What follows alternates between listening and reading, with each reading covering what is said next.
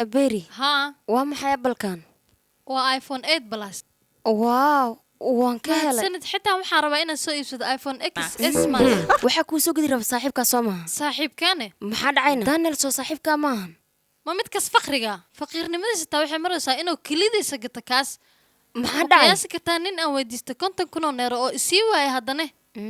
kaashid wuu u dhaafay 50 oo kaliya isii waaye حتى روح كلا ويدي maxaa ka qaldana waxa weydiisto isii waaye kaasi إبير كنت كنا يد ودي سوما ها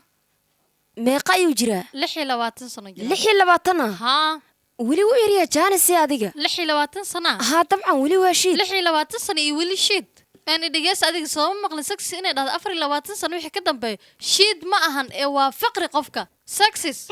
baa ma sheega aniga ani eed ma ogi saxis fiican u fiir arinta ma fiicanne eed maxaa dhacday saxis aniga saaxiibka ayaan waxa weydiistay 50 kun oo kaliya asigana wuxuu dhahaa ma haysti waa 50 kun oo kaliya oo eed waxa ka hadnay areerka dheer mar intii ma jira arki jiray ha meeqa sano jira 26 sano 26 saxis ninka ka hadlay waa 26 jir gaari ma lahan guri ma lahan ka waran bal eed an meeqa sano jirta 23 sano jira 23 sano ha oo waxa la taan ka jilaatii lix jira guri iyo gaari inoo yeeshto aha arig meeshaan ku jirta 23 jirta waxaan ku fikiray tanika adduunka uu qaarshi inuu ku shaqo